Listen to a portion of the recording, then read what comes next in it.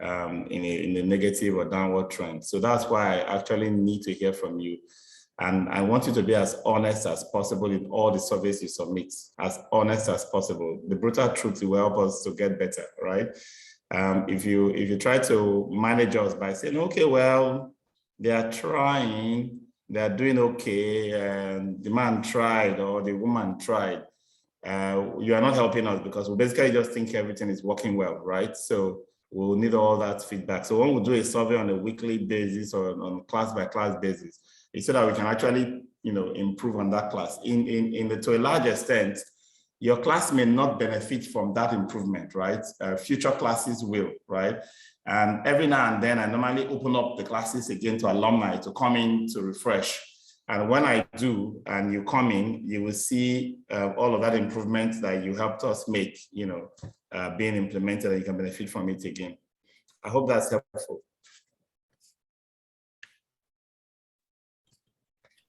Sure, it's helpful. Thanks, sir. Okay. All right. So let's dive straight into our takeaways. Chimize, will you start for us? Okay. Good evening, everyone. Amen. Yes, from the last class, my major takeaway was that your facility is accident-free does not guarantee that you are safe. You need to be proactive and maybe to focus what can go wrong or possibly go wrong so you can mitigate against it. And also, there's this part where he mentioned the CLIT principle, which means for optimal performance of your fire equipment, you must apply this CLIT, which means that you have to clean, you must have to lubricate, you must have to inspect and test your equipment at all times regularly. That was my major takeaway. Fantastic, fantastic. That's good. That's good. All right, Vienna, now let's hear from you. All right. So one of the things that I could easily resonate with was when he spoke on the height for installation of fire extinguishers.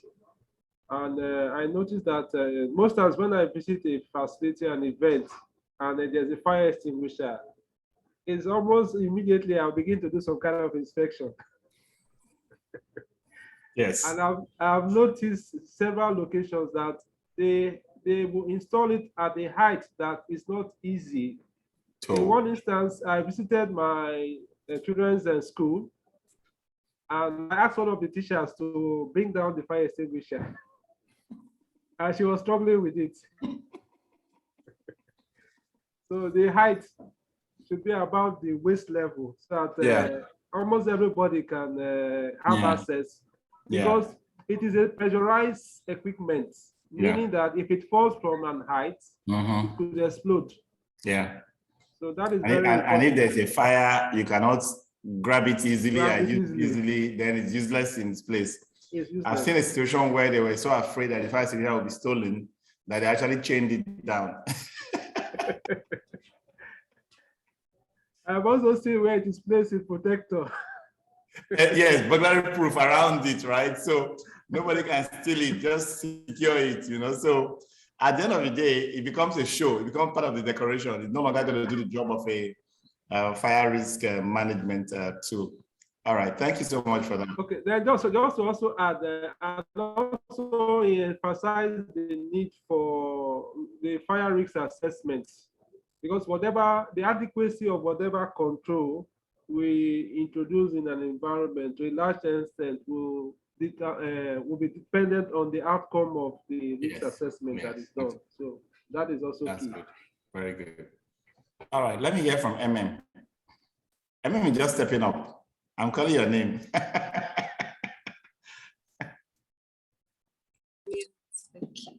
Good evening, everyone. Good evening. I wasn't on the previous class, so from the materials, on normal, I didn't even know so much about the types of fire extinguishers and the content in it.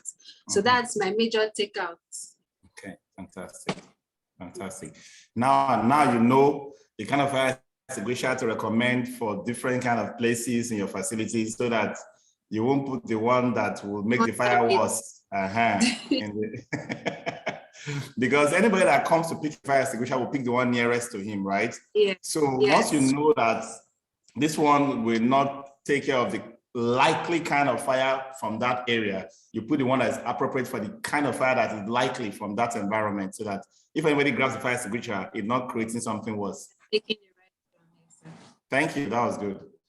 All right, let's hear from Chris. Okay, good evening, everyone. Good evening. So, I'm a kind of familiar with some of the fire extinguisher and the lecture. I can't say I didn't benefit, but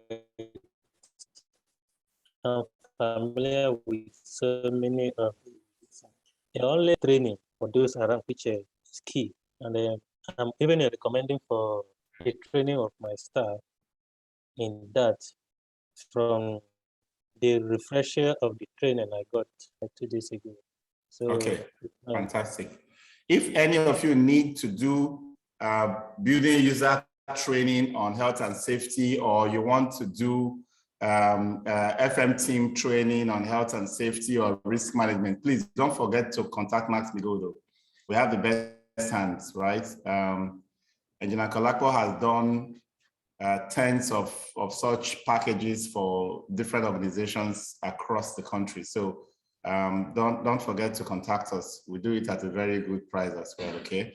And one thing about health and safety is that don't train only the operators, train every user in the building. Even if it's just a 1 hour session, you do once in a quarter, for example, like a town hall meeting. They say, let's do a health and safety session inside the town hall meeting. Introduce it into management so that you can get, such words out frequently, okay, to everybody that uses the building. All right. Thank you, Chris. Yeah, let's hear from Anthony.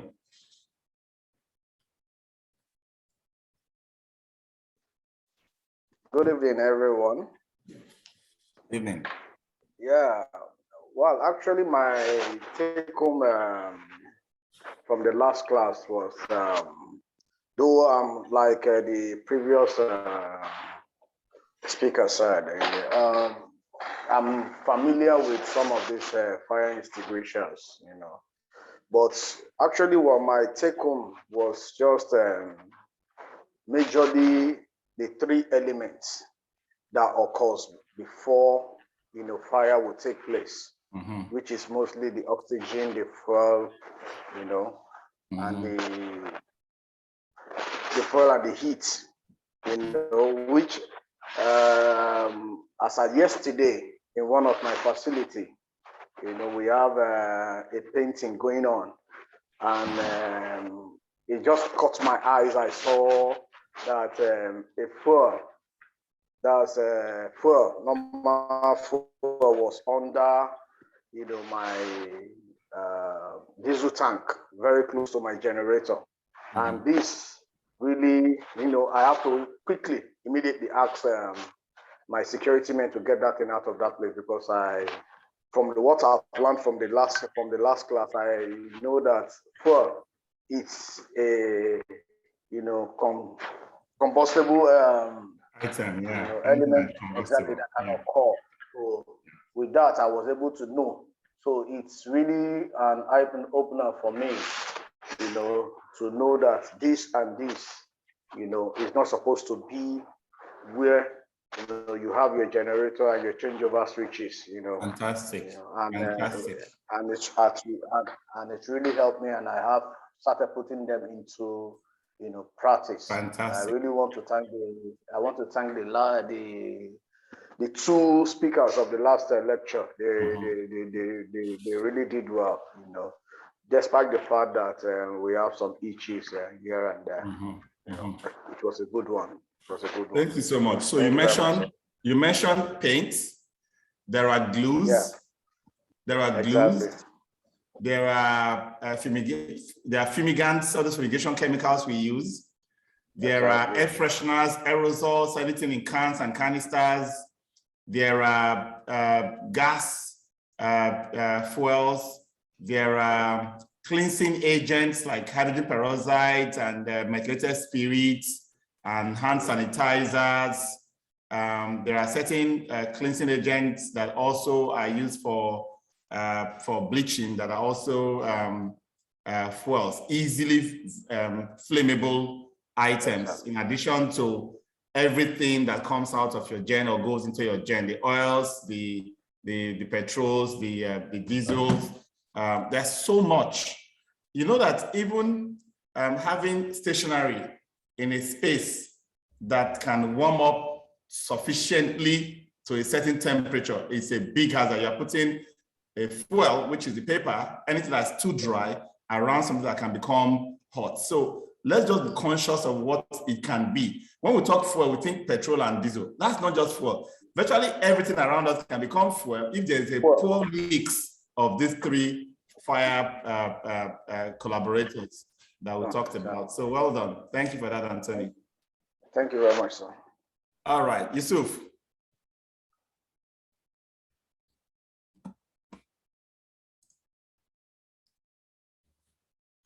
Hello, Yusuf, are you there?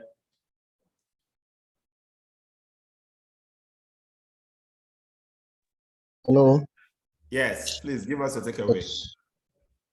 Yes. Good afternoon, everyone. Well, for me, the class is like a special one because I've taken a few to safety. However, my take for safety training is very key in the building, not just the technical, also everybody has to.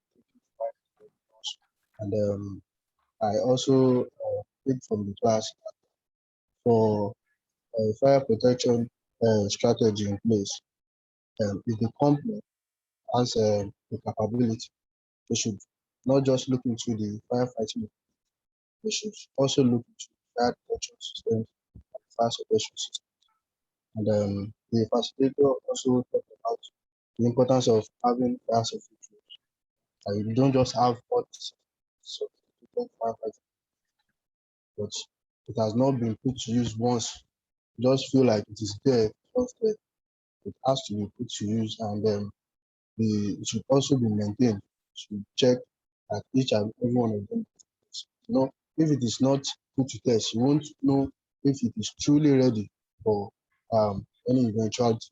So that is it from. Then the facilitator also stated having the emergency exit to a certain dimension, and it has to be a one-way door. It opens outward only towards the exit. So in case there is an outbreak, people can always push the door freely and then get to the hostel point. That's my take. Thank you. That's very good, Yusuf. Thank you very much. Jachike.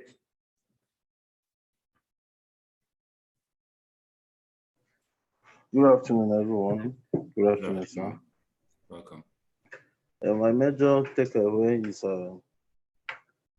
that understand that we have to do our possible best to avoid the emergency false alarm. But maybe during maintenance or avoid the smoke. Maybe some people don't adhere to non-smoking area. So such things can cause false alarm, and then you have to keep explaining to your clients or the residents that maybe this is false alarm, this. So we should try our possible best, especially if we are to maintain our equipment, maybe the smoke detectors and the sprinklers and all that. So if we are to do maintenance, or if we are to do some cleaning around the place, or maybe some painting, that we should ensure we close the sprinkler and the smoke detector so that it will not pick up some dust or smoke to avoid the raising a false alarm. So I think that one is a very good one that to me, because it's something that people almost forget, and personally I forget about the smoking areas and thank you so much. Thank you. Thank you. That was good. Thank you. Who's going to speak next? Francis, are you there?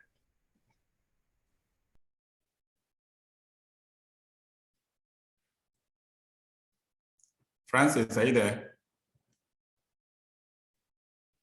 Let's hear from Tosin. Tosin, give us a takeaway, please.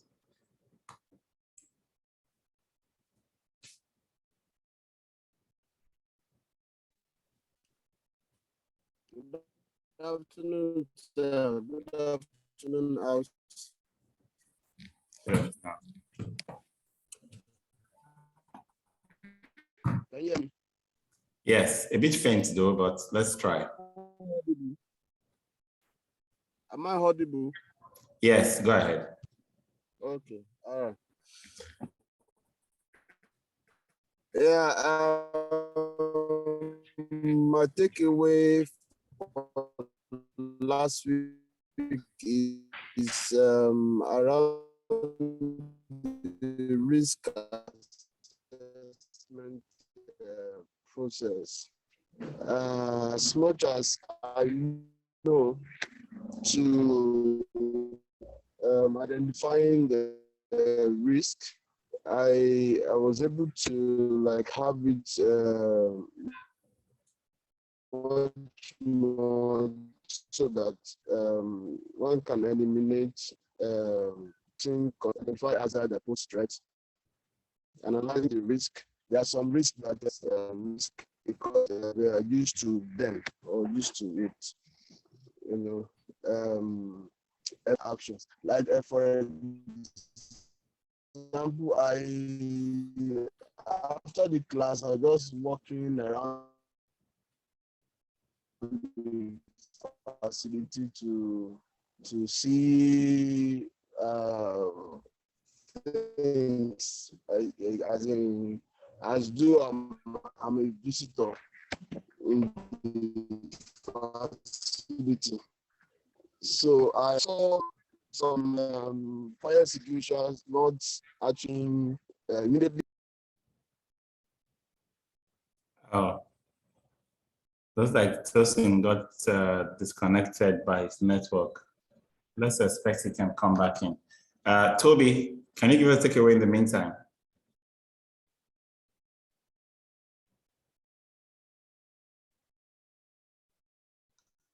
Is Tosin back?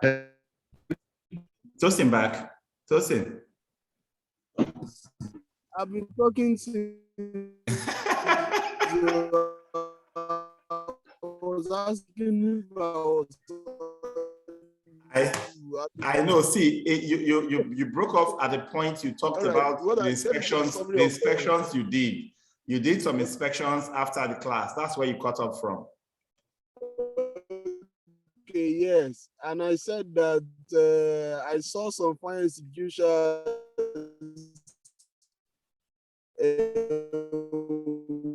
where they are not supposed to. Okay, fantastic, fantastic. So at least the eyes to see is now becoming sharper, right?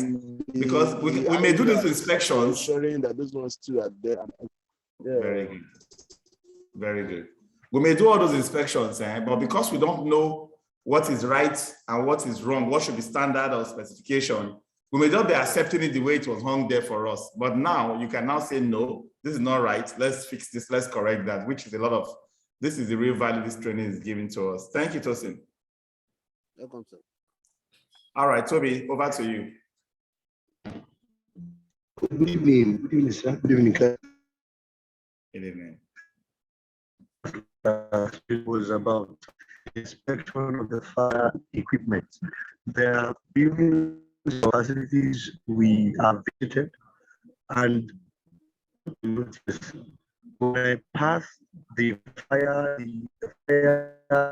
section, fire official, wherever it was hanged, you could see it's so dirty. You do not know when last it was inspected. Even when fire outbreaks happen today, it's hard to even. Yeah. So, I mean, such things are of high risk we should, be eliminated. And then the major takeaway was your fire equipment should be regularly inspected and they're in good condition. Just fantastic. Well done, Toby. You may even bypass a fire extinguisher because it's looking so abandoned when there is fire because you think it will not work, right? So just that regular inspection, checking and cleaning, just to make sure that it looks usable. It's a key maintenance strategy for fire extinguishers and fire equipment. Thank you so much for that. Have we heard from Francis? All right, let's go over to Victor. Victor, if you are there, please take the mic.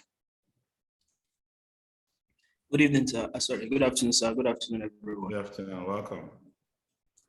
My major takeaway from the last class is the need to understand the causes of a fire and also the equipment that you use to fight the fire. Okay. In that, you first need to know how the fire occurs. You need to understand the element that causes the fire to take place, which are oxygen, heat, and then fuel. Wow, fantastic. Thank you so and much. You know the need, when you already know all that, that's when you now move to the next stage, which is how to fight the fire, which is now the need for firefighting preparedness, which is to detect the fire and respond to it through using of the firefighting equipment, which are fire extinguisher, the sprinklers installed, and some smoke detectors. And finally, you need to do routine checking of all the firefighting agents being used in the facilities. Good. Just like Mr. Tubiloba just said just now. I actually, after the class, I went to our facility and I saw our fire extinguisher. Everything was dirty. Even though the HSC, everybody do passes through it every day, it was just looking abandoned. And I was just imagining, what if a fire should occur? And people would just think that this fire extinguisher is still working and they run to it. When you turn it on, it doesn't work. And it causes a major accident in another, adding to the fire. So that was my major takeaway. And finally, you need to conduct training for the personnel working in that facility, all the personnel, not just the staffs alone. Even the people visiting need to be aware of our fire safety. To me, I believe they should have a fire safety rules for the facility. Thank you very much, sir. Very good. Thank you very much. And I have Wayne here. Wayne, please take the mic and give us a takeaway. Good evening, everybody.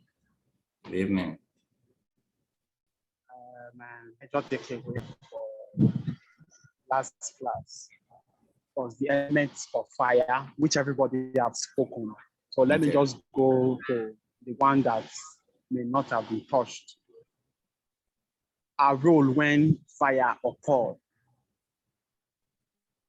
When a fire incident happens, said we raise alarm. Staff should be trained so that they can know the fire due in case of fire outbreak. In case of fire outbreak, we should know the mustering points, where to assemble. Roll call should be taken of every staff that assemble at the muster point. There should be an exit door that can be easily accessible in case of fire. And since we know the element of fire, what we have to do to extinguish this fire is to remove one of the elements from the circle. It might be removing the oxygen by spraying the carbon dioxide. That will remove the oxygen. So if we know the element that is fire, removing one will just stop the fire. That's my major. Very good. Thank you. I've seen fire control technology that takes just one out of those three. We have one technology that can make sure there can't be fire just by controlling oxygen level. At oxygen level below a certain threshold, there cannot be fire, right? I think about 14 or so percent of the air, if its oxygen is lower than 40%, there can't be fire. So no matter how much you try to bring a fuel in there or try to spark anything or cause heat, they can't fire because the oxygen is way too low to allow fire. So some technologies allow that, and you can deploy such technology around areas that you don't want to take the risk of fighting fire, because once there's a fire and you fight it, there's already a destruction plus more destruction because of fighting. So if you manage places like museums, libraries, core sheds for industrial, historical and sample materials, laboratories, storage areas for sensitive items, you may want to use that technology, just reduce oxygen level. But the downside of that is that human beings cannot stay there for long, right? So you cannot have that oxygen reduced in that space and human beings stay there for every day working 8 hours. They cannot do that, right? So if it's environment where people just go in, pick out things, check through the library, come back and take out whatever they need from the store, for example, you can use that oxygen reduction technology to ensure there can't be fire. And then there are those that work with cooling, right? The environment is kept so cold that there can't be fire. There will be no way even a fuel can be ignited in such an environment when the temperature is way too cold. Those are the main, and then the obvious one is taking out the fuel. So we can prevent fires as much as possible using any technology that helps us take away one of the elements of fire. And it's helpful to know that firefighting is the last line of defense. Fire prevention is what you should be focusing on. What can I do to prevent fire, right? So when FMs think fire extinguishers and fire hose reels and fire this and fire that, we are thinking about reacting to fire when fire happens. Every time fire happens, no matter how effectively you fought it, you have failed woefully. I hope we can all get that message. Every time fire happens, no matter how effectively you fought it, suppressed it, killed it, took care of it, you have failed woefully. The only success when it comes to fire is ensuring that there can be no what? No fire. Okay? Gift, do you want to give us a takeaway? Good evening. Good evening. Good evening. Good evening. Good evening. Takeaways, they all have been mentioned. Okay. But it boils down from the causes of fire, how to manage it, then fire alarm, everything I've mentioned though. Okay, thank you. There's one more person that hasn't spoken. That's Ibuaba Emmanuel. Ibuaba, are you ready to give us any takeaway that had not been taken? Because Gift said everything has been mentioned. Good evening, sir. Good evening, class. Welcome. So I'm not sure if, because I joined a bit late, so I don't know if my major takeaway had actually been spoken about. But I think for me, it was the firefighting equipment inspection schedule. Very useful because, it gets to a point where you don't know when it is too much or not enough. Because having done it in my facility, sometimes we say, okay, we've done it once, this is enough.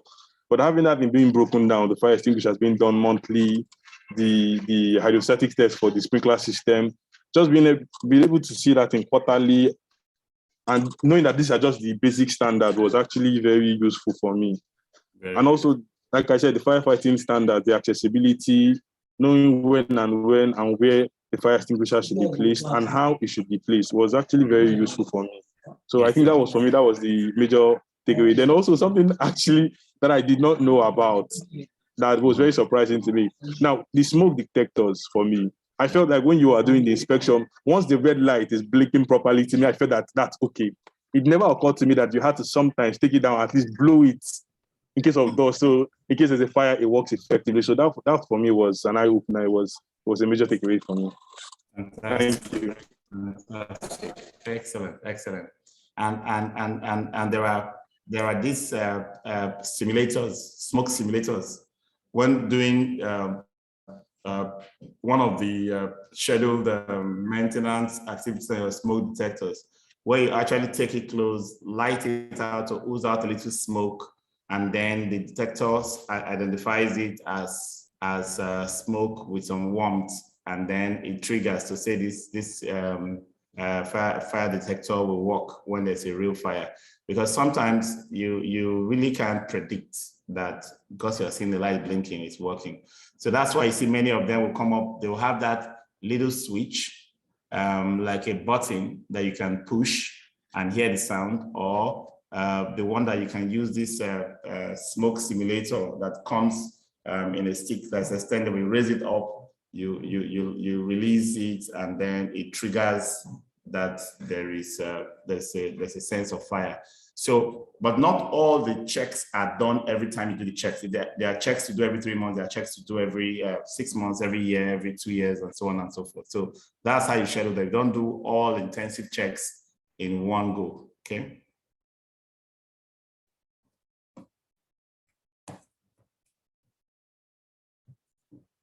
Okay, I think everybody has spoken. Moses, do you want to say something? The only person I must have missed was Francis earlier on, so I wonder why he's quiet today. Okay, so that's the end of our takeaway. I'm going to take a 10 minutes. The 10 minutes I have more to take on a problem. Anybody with a problem for us to solve?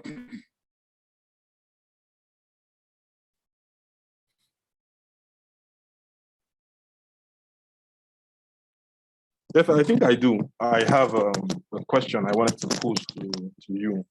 It's actually with regards to the sprinkler system from the last class. I didn't, because we were in a hurry, so I didn't want to bring it up. So okay. I wanted to know the test, because I wanted to confirm if the hydrostatic test was the test you would carry out in that kind of situation. We have goods in the warehouse 247. So trying to carry it out, and it's a wet system. So it's not like we can evacuate all the cargoes from inside the warehouse to actually carry out the testing. So is there a way to test the sprinkler system in case of a leakage so that it doesn't damage? Is there a means you can test it without actually using water in the system? Because you can't go one by one to check each of the sprinkler heads. So how do you now carry out the test in that situation? Now you see, that is the problem with for me, it's a design issue. You have the wrong kind of fire prevention or fighting equipment.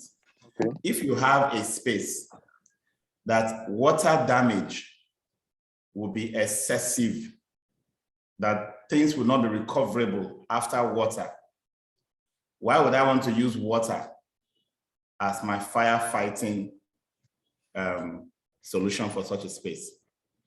Some engineers that design facilities, they don't design it with the intent of what is going to be done there. They just use certain conventions and run sprinklers, fire sprinkler systems all over the place. I've seen so many places that shouldn't be installed with fire sprinklers installed with it. It doesn't just make sense. Sprinklers are good for spaces where if there is a fire, water damage will not be worse than the fire damage. Are you getting what I'm saying? If you install water over a place where water damage can be disastrous, even a maintenance failure or a repair failure can be disastrous for the assets stored in that place. Why would you do that? I won't be surprised if you find libraries and museums installed with sprinkler systems. It's just insane.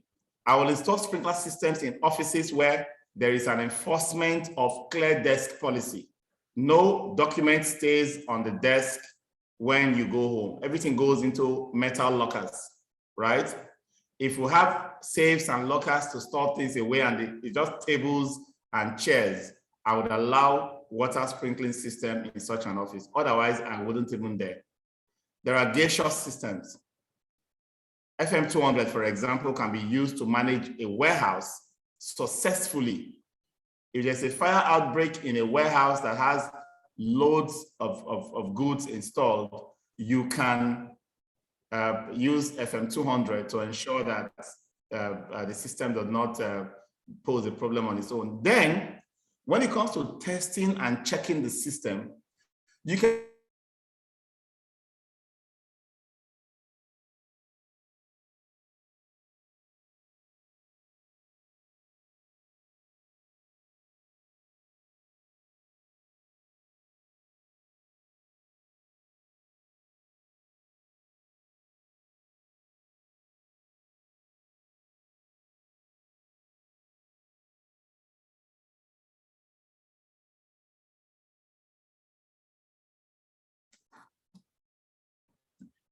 the gas system has a piping that might have been different from the water system, but most of them nowadays, I think they all use galvanized. You can actually do that conversion. Okay. You can actually do that conversion. Some engineers can actually do a design that can allow it, just that in the gas system, you may not need as many nodes. As wet system. You don't need as many nodes, yes, as the wet system, right? So because gas is easily dispersed. Okay. Yeah, so that can be investigated and the conversion can be easy. And the gas system is just, you know, one cylinder in one corner or in another utility room that's piped to it. And the checks, the power requirement in the gas system is less compared to water system that you have to have, you know, jockey pumps, additional power generators, you know, and all that to keep it under pressure. And one mistake, one failure in a wet system in a sensitive place could be a disaster, whereas a failure in a gas system would not necessarily cause too much damage. Yes, that's the situation I'm facing right now, because trying to carry that test with the wet system, it's a problem for me. Yes. The warehouse is always loaded with cargo, so trying to say you want to evacuate it is a problem. You can't take it out and you can't just leave it inside there. So but thank you there has very to much. be a time for turnaround maintenance in a warehouse. I didn't get that. There have to be a time set for turnaround maintenance in a warehouse. There will be full evacuation at least once in a year in a warehouse. We tried that once and it still did not work out because we had emergency flight, so they still had to put the cargo inside the place. So it has never been easy. It has never been. The best time for such things to happen would have been January period, because that's when we have less flights. Less, but still, it's still very difficult to carry it out. So that's the problem I've been facing. So companies do turnaround maintenance at off-peak period. They plan it. Some turnaround maintenance can take you 5 years, 3 years, 2 years to plan, right? But it's carefully planned, and you have for example, in your case, you have an alternative prepared, even if it's a temporary alternative. You understand? And everything will be evacuated out, and the entire turnaround will be done. Okay, thank you very much for that. Then my second question, I think, still with regards to this, it has to do with the NFPA and the whole standard, because I think the facilitator from the last class said it is not something that is easily available except you become a member. So I don't know, how can we get this standard so to help us for future planning on, you know, whatever we need to do when it comes to that? I think the NFPA standards are available online. I've not searched for it, but search for it online. Okay, thank you very much. Search for it online. I know the ISO standards are for sale. They will not release it online. They will release summaries of it online for you to read and know the standards and buy them. Every time I've assessed an ISO standard, I've paid for it. But the NFPA, it's something I think should be online. Most of the health and safety standards globally are actually available online. Thank you very much. You're welcome. Okay. Anyone else? I still have 4 minutes.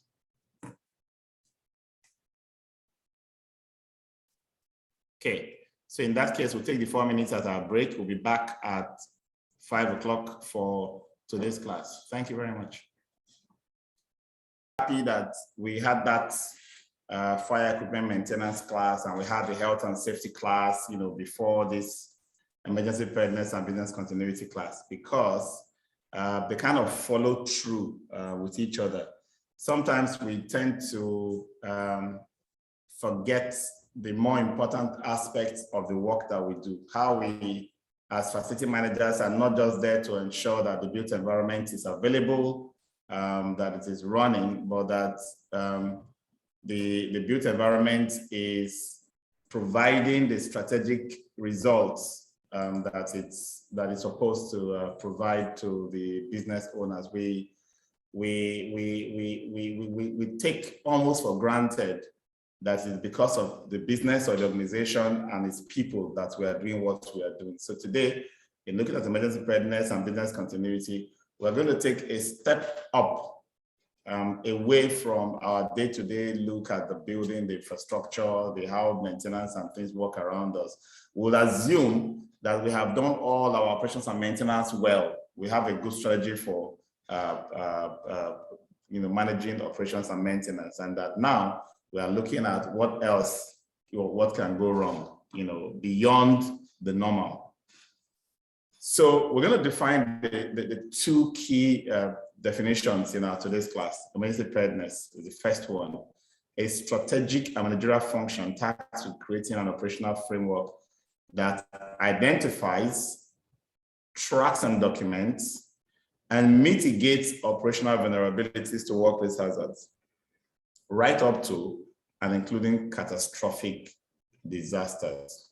In essence, emergency preparedness is that digging into the God forbid factor, unearthing all of the God forbid, discussing openly, analyzing them, right? Instead of using God forbid to avoid that discussion. That's the whole idea of emergency preparedness. What are the vulnerabilities to our workplace? What are the risks? Can we identify them? Can we play the devil's advocate to identify them, actually document them, track them to see if they are likely or not, how they emerge, from where they emerge, and how we're going to avoid, mitigate, and prepare to have the least impact. This all to that point where the disaster actually happens. So I envisage, anticipate, I prepare, and then I react as at the point of happening. That's this first part of the lesson, emergency preparedness. The process of developing a plan to address the maintenance of its essential function of organization, addressing such issues as alternate locations, alternate suppliers and vendors, communication, security, customer contact, as well as data collection where insurance recovery is needed, and training to prepare for emergency events. All of this is about getting to the point where it actually happened. If it actually happened, we know what to do. But before it got to the point where it actually happened, we already foresaw that it may happen. There's a likelihood that it could happen. We put plans in place to make sure it does not happen. That's our first point of scoring. We make sure it does not happen. If you can stay there, you are proactive, you are successful, you don't have any problem. That's where you want to be. I know that this could happen, but I've put plans in place to ensure it never happens. Right? So that's your front line. Then, if after all I have done to ensure that it does not happen, it now still happens, then what?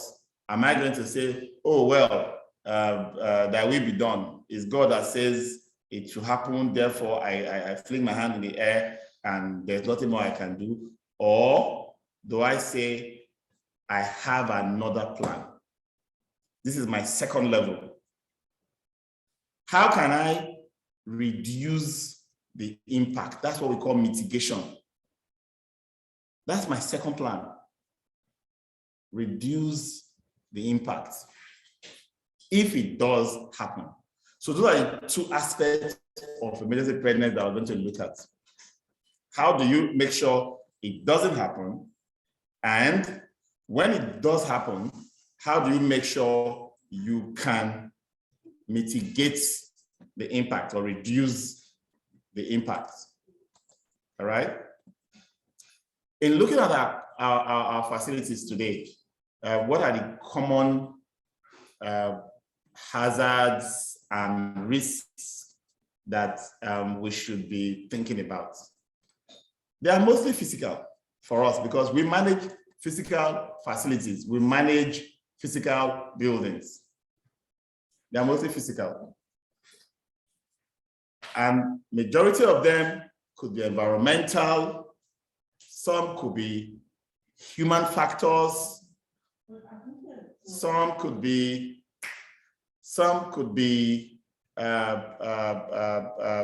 economic, socio-political, things that we may not have so much control over, external to us, not environmental or climatic, not people cost, even though the people cost could be internal people, external people, and then there are some that are macro, social, economic issues that are beyond our organization that we suddenly have to deal with. If you were to make such a list today, what would that list look like? What would that list look like? What you have here is just a few things that dropped off from different facility managers from different parts of the world. Your list should look very different one from the other. When the Lekki Axis, you probably have a different list that is highly environmental because of the flooding and issues you deal with. If you're in the Northeast, you probably have a lot of bomb bars, and if you're in some towns in the times, you'll probably be dealing with armed robberies and so many. There are so many things that that throws themselves at you that you cannot say it is not my portion. Even the ones that had never happened to you before. If there is any chance that it can happen to any organization around you or anybody around you, then you must anticipate and say, what if it happens to us? Now, some of these things could be nature-induced, some of them could be man-made activities. Imagine someone manufacturing something in the neighborhood, probably far from you, but unknown to you, is poisoning the water underground. You all drill into the same aquifer, and then you bring this water up and crisis happens. God forbid, right? Yes, I agree. But if that happens, where will you be? How prepared will you be? That's the whole idea of emergency preparedness. So we took fire as one. We're not going to take everything together and ask ourselves, what can it be? I think on Wednesday or Thursday, there was this threat of tanker drivers going on strike. Tanker drivers going on strike in Nigeria is a crisis that can lead to multiple crises, like a domino effect. Transportation will virtually freeze because the filling stations will stop selling whatever they have. Prices will go up, black market will resurface, and you'll be going late, businesses will be frustrated. In fact, it will almost be as worse as COVID-19 lockdown. In this case, plus rapid inflation added to everything. It's not enough to say, if tanker drivers go on strike, how can I mitigate? You have to identify all the possible risks that can, throw themselves at you from that one scenario. So when coming up with a list of potential hazards and risks, don't think you can just sit down with your pen and paper and write all of them in 10 minutes. No, I have tried it with many students. Even just mere, say, write 20 for your facility. You guys could struggle for 30 minutes. It almost looks as if you're not able to pick out any of the things that can go wrong. But the moment we start discussing what has happened in the last 1 month, 1 year, what failures have you experienced, what caused them? Not just for you, others. What are the historical antecedents around the area where you work, around the economy where you work, around the state or local government where you work? What happens when A happens? How does it affect B? And how does B affect you, even if A does not affect you directly, and so on and so forth? You can bring up a lot of items just from all of this. Okay, so that's your first assignment. Write down in your notepads a list of all that can go wrong, okay? Potential hazards.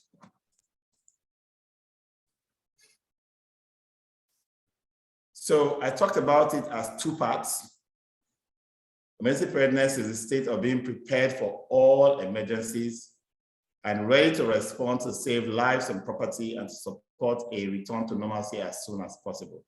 Everything about emergency preparedness is up to the point of the emergency happening. Business continuity is the maintenance or recovery of business operations during and after conditions of duress or a disaster. So in essence, business continuity is a plan that steps in immediately after emergency preparedness. You use emergency preparedness to prepare for the disaster. Use business continuity to ensure that your business critical functions can continue during and after the disaster. So they are not the same plan. There are 2 different plans. Okay, there are 2 different plans, but one flows into the next. So typically for an organization that really wants to do emergency planning, they have to have a committee set up. It's not purely an FM thing. I understand the FM manages a lot of the risks, so we take on ourselves the leadership position sometimes.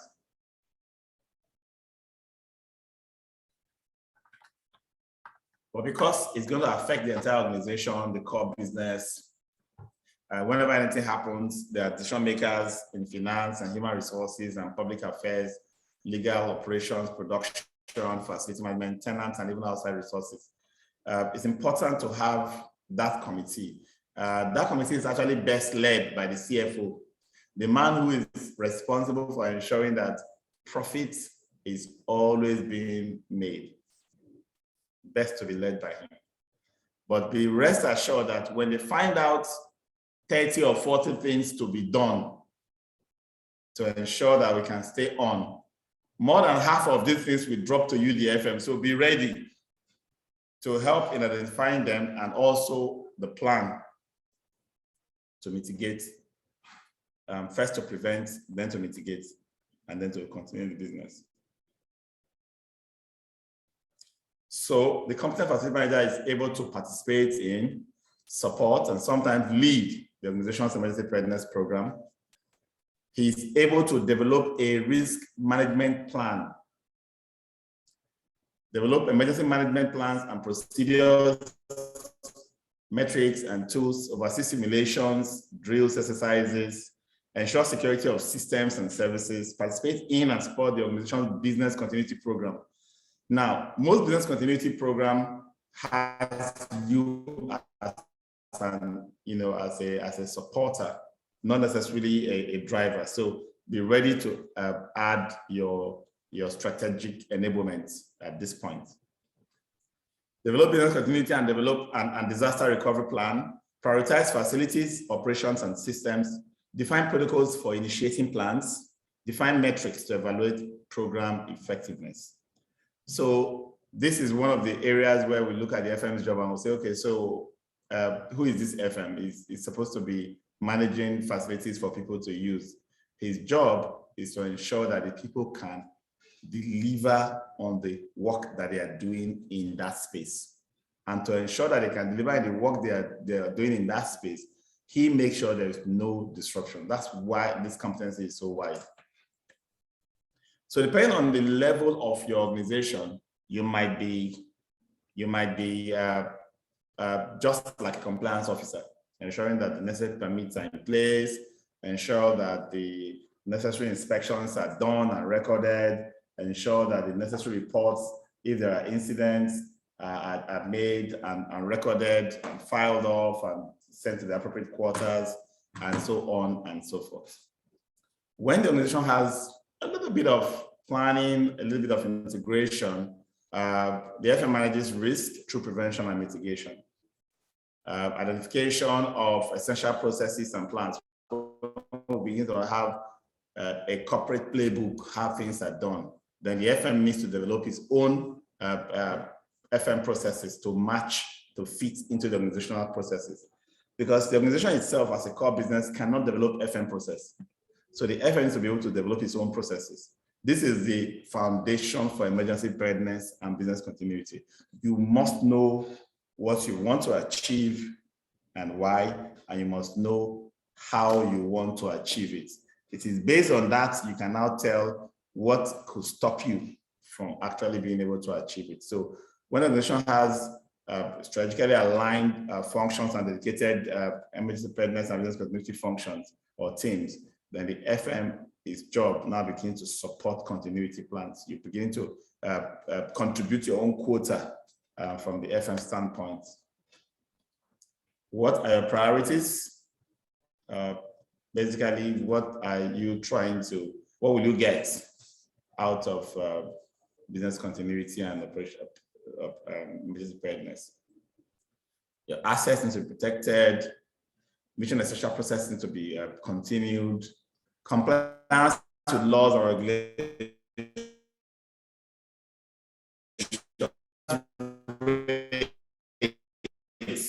are also for setting protection.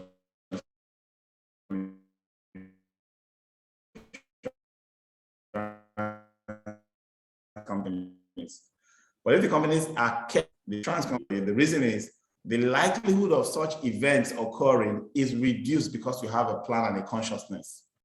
Their own risk drops, and your risk, and what you pay as premium is the level of risk the insurance company is taking on your behalf.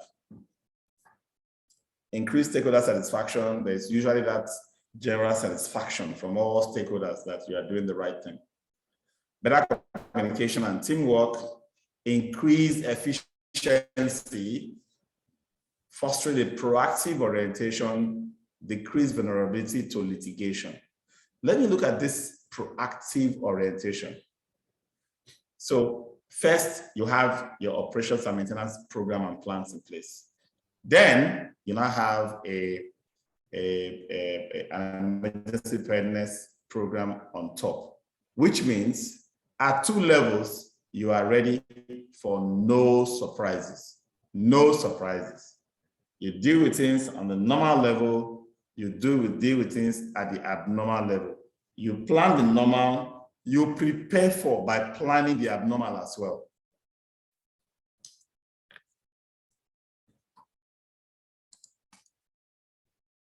What are your priorities? Focus on people, environment, assets, and reputation. What could go wrong? What will go wrong affect people? Is there a fatality risk, injury, permanent disability, lost time due to injury, and so on and so forth? Environmental impact, assets, damages or loss, and then organizational reputation. You look at these when picking out and evaluating the risks that you have to respond to. And to manage your risk, you identify and assess the risk. I think identifying is one of the biggest tasks that needs to be done that's actually missing. It's missing a lot, because it's almost difficult for an African to dig into risk from the pits of hell and start writing such bad things. It's almost like bad omen.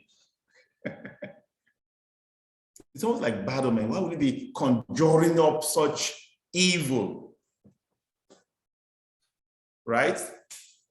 But this is what your profession requires for you to be proactive. Let me tell you something. It might be psychological, it might be a natural law. From where I come from, in my mom's town, they tell you that anyone that has an anti-venom, a snake anti-venom at home, the snakes run from such person. That if you have an anti-venom at home, snakes will see you and run away. What does that say? If you are prepared, the likelihood of those events occurring, they drop drastically. If you want to try it, do something as simple as buying a HMO plan. Go to any of these HMO companies and say, look, I'm buying a plan, 50,000 a year. So that anytime I'm ill, I'll go to the hospital and I'll be treated. You pay that 50,000. The year will end, and you will not go to the hospital once. Whereas if you look at the history of before you bought that policy, you probably would have done something in January that cost you 22,000. By the time you get to April, you say, oh, let me just go and do this because I'm feeling one thing. It will cost you 30,000. Before you even get to September, you have spent 90,000 on treatment. But the moment you buy the HMO, the policy is in your hand, the card is there. At any time you are ill, there's now confidence. You go to hospital and then you'll be treated for free. Illness will not come. It's just the whole idea of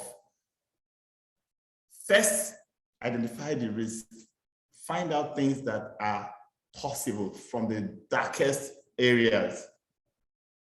It removes surprise.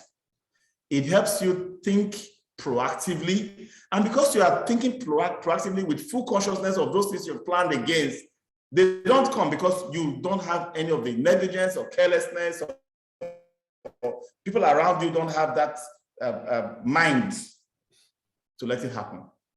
Things just work for you. Okay? So identify the risk, assess the risk. Identify critical assets and processes. Develop risk strategy and implement risk management plan in response to, first, the risk, how will they affect critical assets and processes? What's my own risk strategy to respond to prevent critical assets or processes from being disrupted or being broken down? That's all. While I'm doing this, I'm having, because it's not a one-man show. In fact, there is nothing we teach in FM that you can say, oh, this particular part of facility management can be done by one person. I have not seen. I have not seen.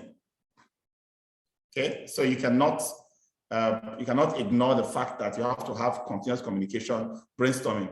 Just being able to identify the risk might take you and your team a week of spending 30 minutes every day, adding more, and you will still not get more than enough. If you keep on for a month, you still be picking new risk and add it to that list.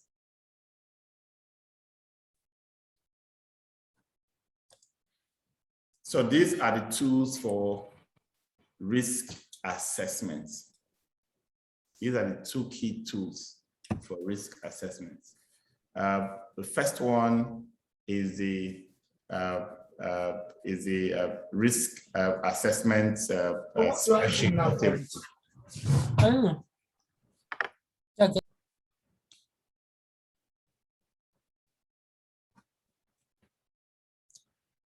This one identifies all the threats, estimates on a 3-point scale, 5-point scale, 7-point scale, 10-point scale, depending on the scale you decide to choose. What is the probability? At the basic level of using this particular first tool, you could do just probability and impact. Probability is the same thing as likelihood. Impact is the same thing as severity, right? So, okay, so we can say severity of impact, or severity or impact. What basically you are trying to do using just those two is do basic risk assessment. And the formula for risk assessment is multiplication. If I have given a probability rating to an event or a threat or hazard, and I've given an impact rating, I just multiply the two and I get my risk rating. But if you want to do the expanded or extended version of this risk assessment, you now include other variables like speed of onset. How much surprise does this particular event bring? There are some events that will start slowly. Somebody becoming ill in a facility because of mold does not happen in a snap. But an object hung high up, falling to hit somebody's head can happen in a snap. They are both injuries and illnesses, right? That could lead to all kinds of levels up to fatality, okay? But the speed of onset is very different for both events, okay? So you rate those very slow. You now mitigate this again with your existing mitigation.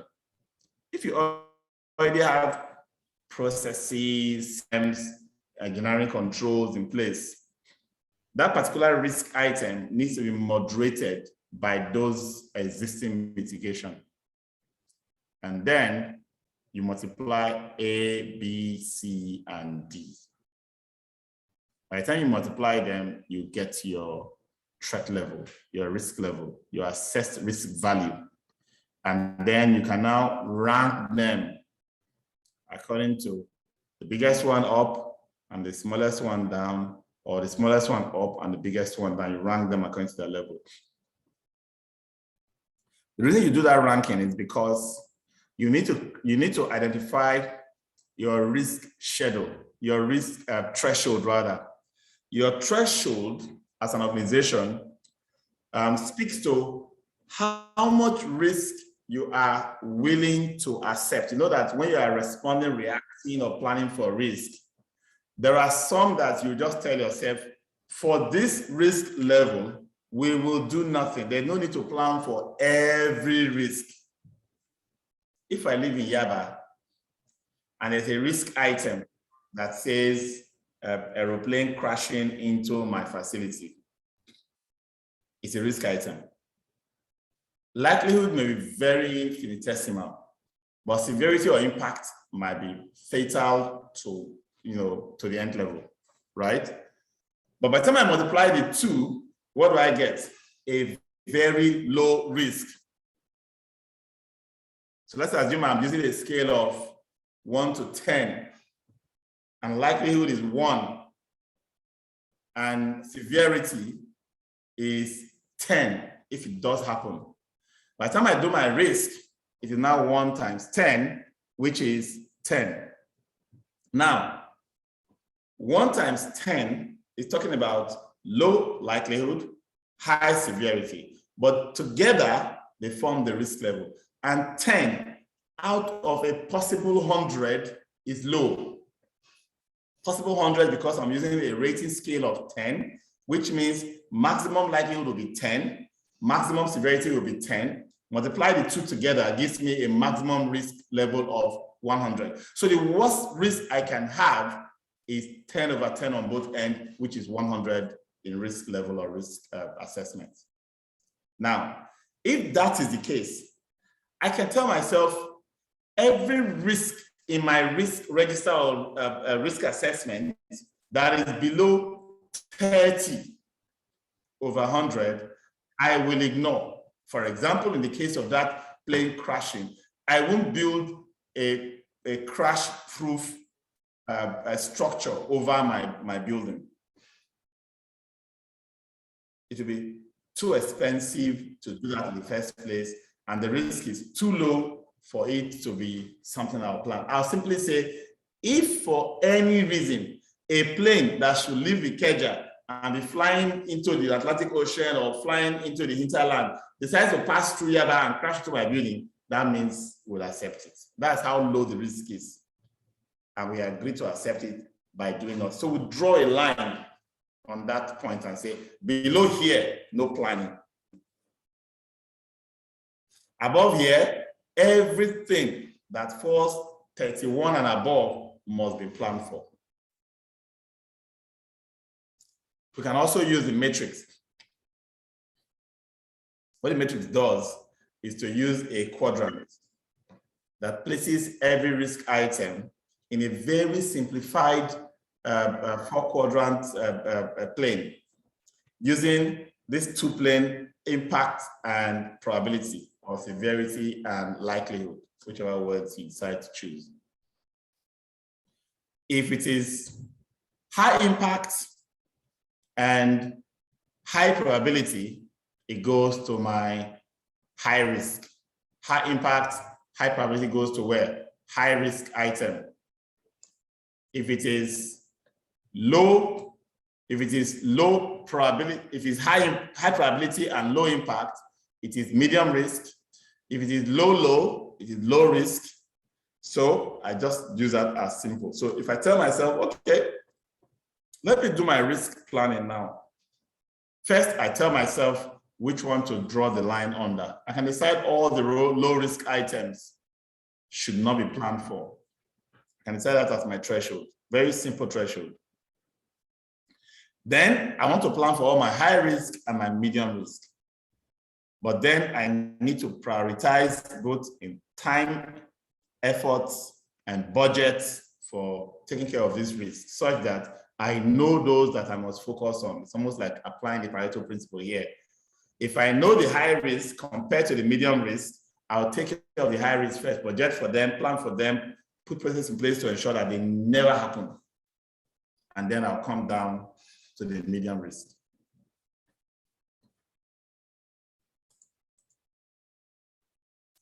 So this is the reason why you need to do your risk assessments first. Because wherever you say, this is how I'm going to manage this risk, what is your rationale for deciding that risk management strategy? The basic 5, there could be more or a breakdown of this, starts with avoidance. Avoiding a risk simply means not doing the activity that can be that risky. If I have a trip to embark upon and the risk analysis shows that there's a very high tendency of, what else are the risks on the road? Maybe kidnapping or accident or something because of bad roads and so on and so forth. Or the vehicle is so bad that you can't even get to it before the thing will break down and pack up finally, right? If I don't embark on the trip at all, I've avoided. So the risk and the event and the activity itself go together. Disconnected.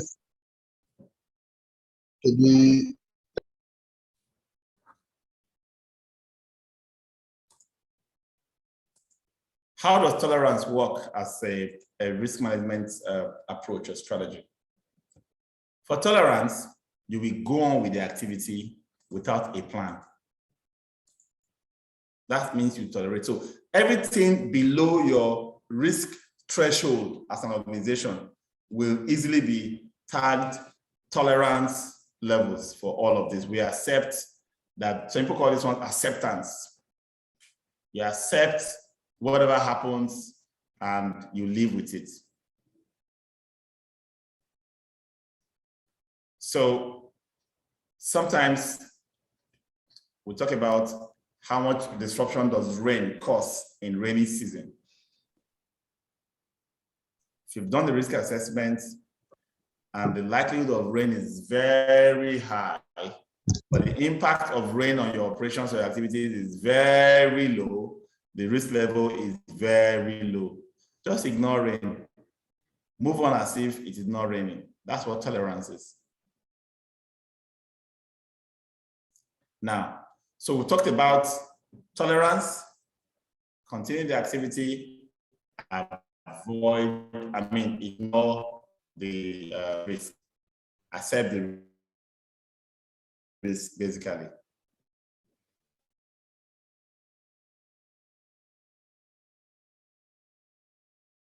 Prevention is to continue with the activity, focus on isolating the risk and preventing it completely. So this is where all of those doing assessment of your sites and putting measures in place to ensure that the risk does not happen. With prevention, the risk will not be allowed to emerge. The event will continue, but the risk will not rear its ugly head. This is supposed to be your area of strength. This is where you're supposed to be the expert in prevention of risk. Operations should go ahead, continue, but risk and hazards that could disrupt it are boxed out and taken care of. Then we get to mitigation. At mitigation, you have failed at prevention. Now, what are you trying to do? You are trying to dampen the effects. If it does happen, how can I reduce its impact? How can I work around it to ensure that it does not cause a total collapse of the system? How can I ensure that I have a way to adjust, move around, change strategy, change my processes to ensure that I can still continue even though the risk is there? It has happened, we have seen it happen, but we have, managed it.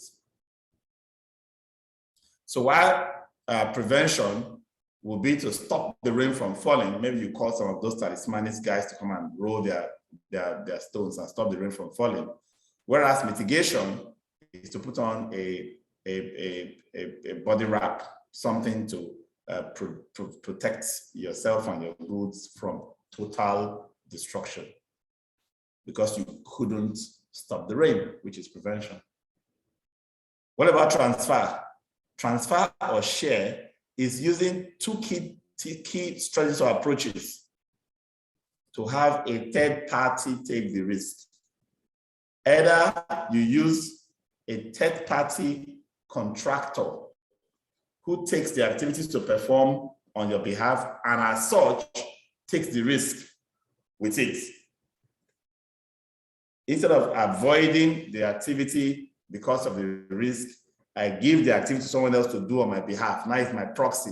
The risk, I tacitly write in the contract, it is now your risk. Manage it. Just deliver and bring for me. In essence, by contracting, I have transferred. The other way to transfer is through insurance. A third party that does not know how to do it, cannot do it, is not willing to take the job to go and do for me, is simply saying, you know what, go on with your business. The risk, bundle it out for me.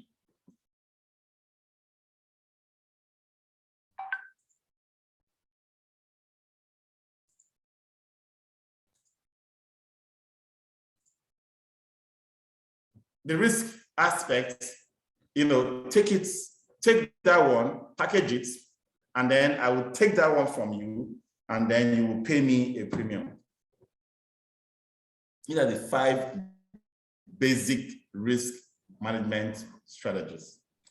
And it is the core of our lesson today so that you know exactly how to deal with risk. And everything about emergency preparedness, everything about business continuity is all tied to risk management.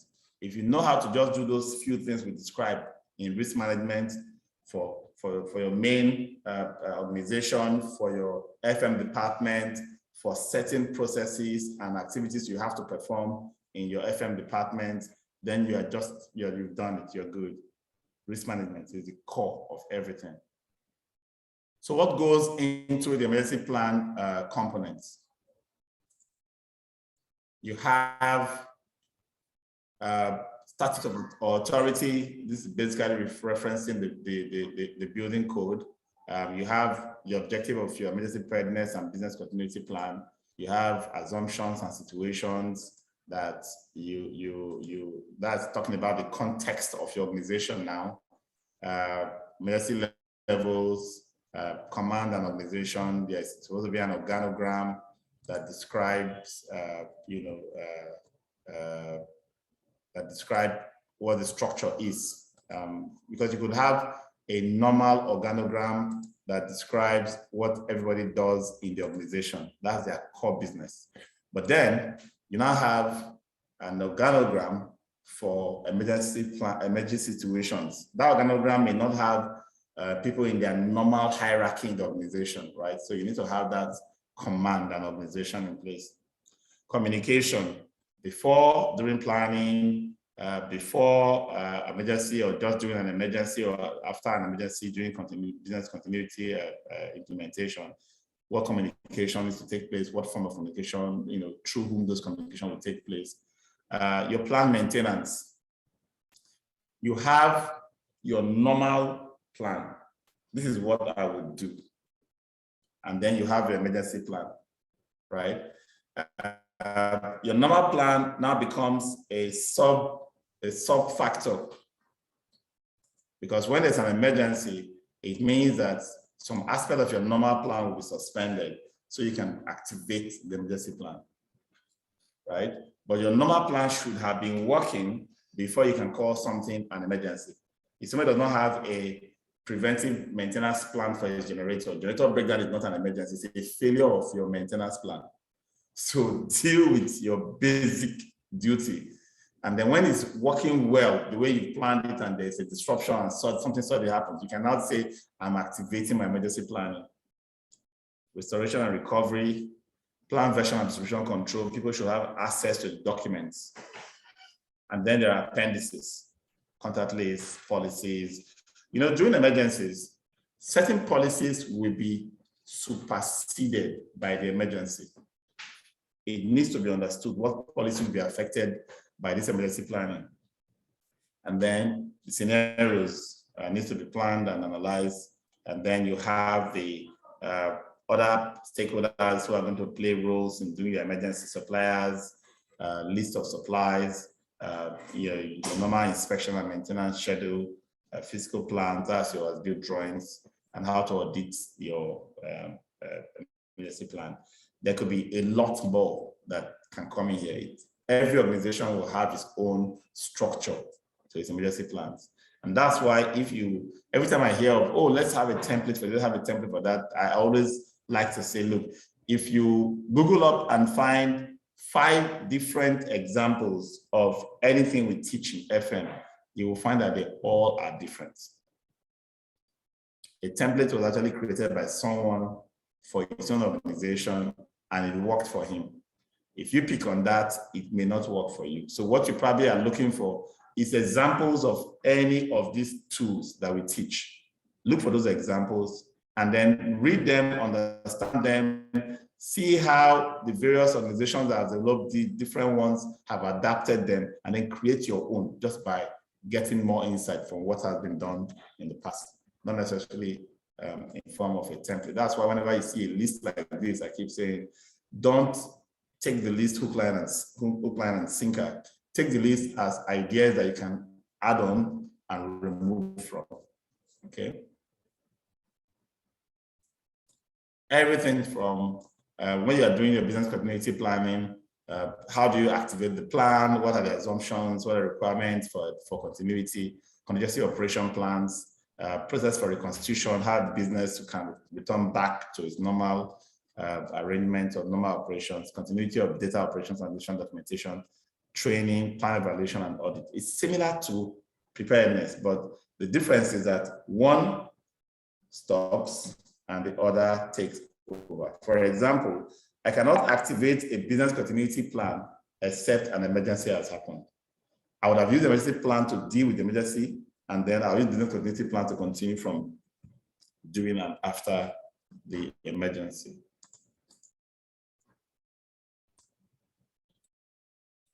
So how do we implement? We distribute. Once the plan has been made by everybody's efforts, we make sure everybody have a copy. We look at all of those policies that are affected to review them and implement those that will be changed or kept the same during an emergency. Revise job descriptions. Every time you create an organogram for emergency preparedness, each person has a role that is an add-on to their normal business role in the normal company organogram. So you get the JDs and you have that revision to say you are facility manager for water treatment plants, for example, and you are managing that plant, but you are also a fire warden, right? I'll have all of those job descriptions for water plants management. I'll now have this fire warden job description added, okay? And then the kits, what we call a kit is more like a store of emergency different, you can decide. We normally have most of our information in soft copy, right? But emergency preparedness and business continuity plans should have hard copies on site. The same way we have blueprints in soft copy, we should also have hard copies in site, right? The contact of everybody. There are times when people may not be reached, you may not be able to have access to your phone, or you may have to use other communication means, for example. So you need to have paper documents of certain things, succession documents, the plan for employee, critical internal and external contacts, hard copy phone list of employees and vendors, computer and communication equipment, temporary work supplies, emergency response supplies, personal supplies, things that may be useful. I've had a situation once in this country due to the risk of, this kidnapping. Completely stocked up bunker in the basement. That in the worst case of any breach of our perimeter security, all 30 or so couples will evacuate down in there in 15 minutes max from wherever they are in the campus and be shut in for up to 90 days. Now that was extreme, but we had to go that far to ensure that the plan was workable. We drilled, we tested. And once we had, guys with AK-47 firing into the gates, into the gatehouse. Then we didn't have bulletproof glass on the gatehouse. And then they fired in, and of course they couldn't breach the perimeter fence and they couldn't come in. Within that 15 minutes of that incident, the bunker plan was activated, and every of the critical, assets, as it were, in that site had made their way in, and they were okay for, say, a week before we saw that it was clear for them to come up into the campus again, and so on and so forth. So it's not a joke when you have full understanding of the risks that are imminent around you. You cannot say, oh, it's not my fault, it's an act of God. You must have a plan in place. Management will approve it and then, implement.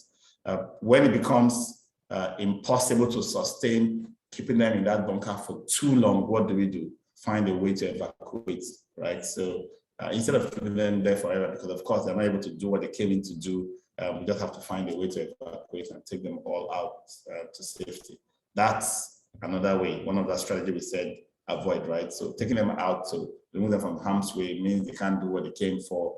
They're avoiding the risk and so on and so forth. So all of the strategies can be used interchangeably or a combination of them for different aspects of scenarios you're trying to manage.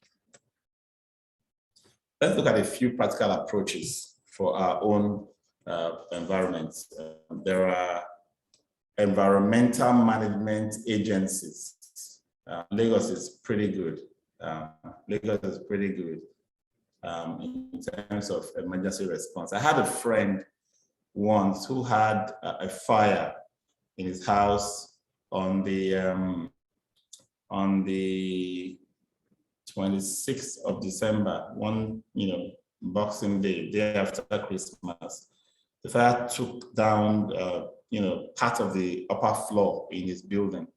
And so he called the Lagos emergency 112-767, and the emergency response within 11 minutes. In fact, he was so impressed. And within that 11 minutes, he was in Magodo. He said he didn't believe he was in Nigeria. I thought he was watching a movie. They came very prepared. They not only come with the fire, the police and mobiles, they came with doctors, psychologists, psychiatrists, all of those people that will take care of all of the other shock-related of such. And because it wasn't a very serious incident, he ended up, celebrating them, taking pictures, and feeling so proud to be a Nigerian, right? So it may not be 100% available across the country that we have such speed of response. But I tell you that there are multiple agencies and organizations that have now kind of connected themselves that can respond to each other. Many companies and universities have their fire stations, for example. Police stations across regions are now interconnected. They can radio and talk to each other.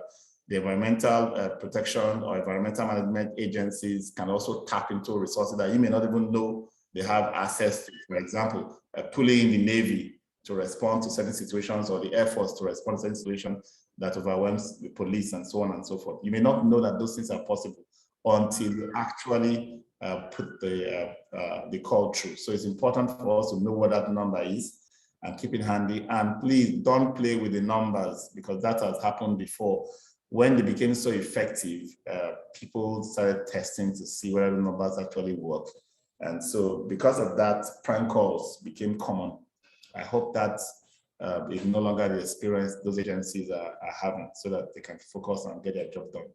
It's important, if you manage a substantial facility in any area, to have the local contacts of these agencies and police.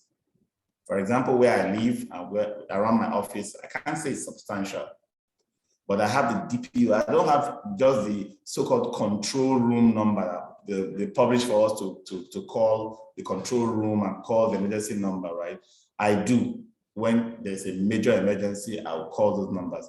But having this one-on-one relationship, knowing the people who head this kind of agencies around you, is a very, very practical approach, because it puts you into the front of mind. It makes them able to recognize, oh, did that call come from so and so facility? Yes. Take the new truck, for example, or take those 20 men that should have been going elsewhere. Let them not go for that ceremony again. Let them go straight and beef up that team to make sure that we can mitigate or reduce the impact on them, because they will go out of their way and beyond official to serve you just because of that relationship.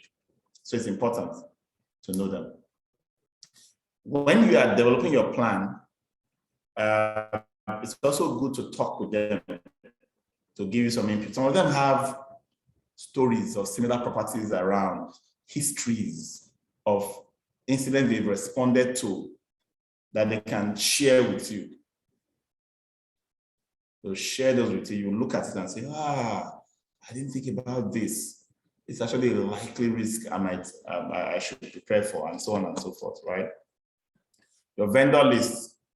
Many organizations now are beginning to get their vendors to prepare for emergencies, so that in case we have an emergency, you don't also have an emergency. We want to depend on you, right? So give us your own emergency plan so that we know that when you have an emergency, you have a plan in place.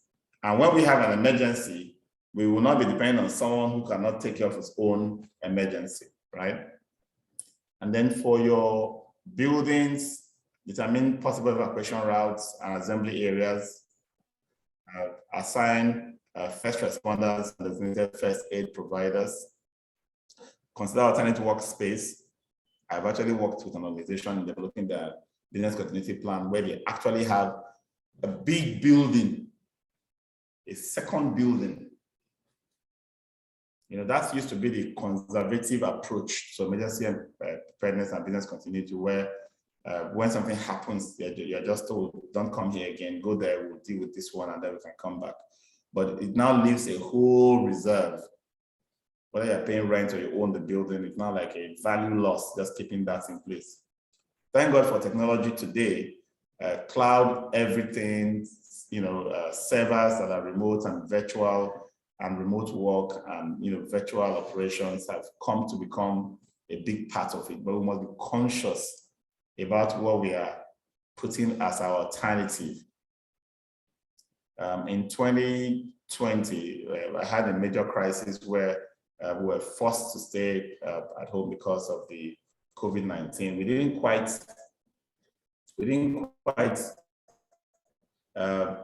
envisage that working at home as individuals was the way we would do. What we normally do is, if there is a disruption in the campus, you will move the small office to the house, use the dining as a new office temporarily until that is resolved.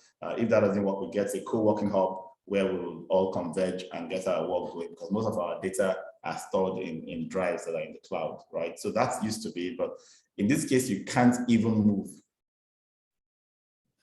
And this is something we should actually have in our plan. We didn't. So everybody, thank God, we already have a policy. You can take a laptop home. So all laptops will with us work from home as a new, response. And then I started finding out some very, very strange things. People will say things like, "Oh, our transformer blew up and we did not have light for 3 months." So the person does not come online at all, does not do any work, and expects to be paid every month. After all, I can't come to work because there's no movement, and my transformer is down, my neighbor doesn't have light, I really can't do anything. After all, I'm still employed. In one instance, I said, you know what, HR, I passed my neighbor generators and send to those who are critically missing so that we can get them on board and still get them to do some things. One feedback came, I won't have a place to keep the generator. If you give it to me, they will steal it in my house. How do you deal with that? Those are some of the things that when it happens, you may just think, oh my goodness, this is somebody trying to be mischievous or being tricky here.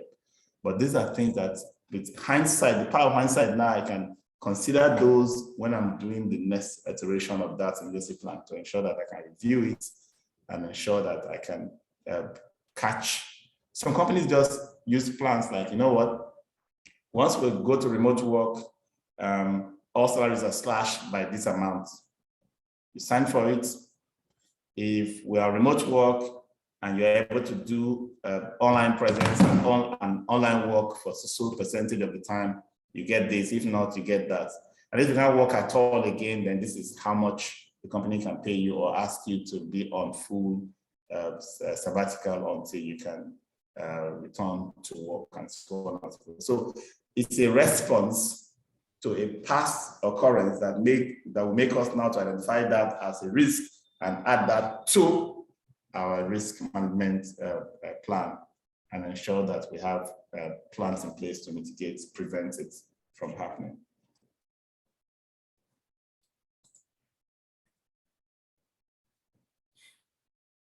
And then facility managers will typically think of their role as workplace, right? Now that workplace is moving into homes, you now become a manager of the workplace beyond what is known as the physical workplace, right? So because we're now responsible for a workplace beyond the physical workplace, it's important that you also have concern and care for the families of your workforce, ensure that the provisions they need to be able to work is actually available.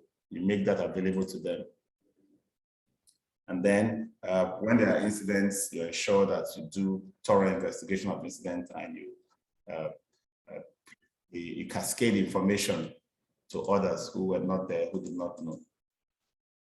For every plan that you have, you will be able to test the system to ensure that the plans meet their objectives. Team members perform their tasks, even under pressure. Procedures are clear and correct. Resources, systems, supplies are adequate.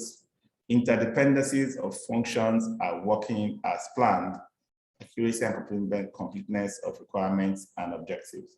So testing the system is basically just checking to be sure that what you have planned is workable. You could have had a plan that people don't know, people don't fully understand, are not well committed to, or you may have a plan that is not adequate in capturing all of the risks. So when the risks begin to emanate, your plan does not cover them. So just checking to be sure that your plan will be able to save you when the chips are down is very important. So you do, you ask questions about how valid your plans still are.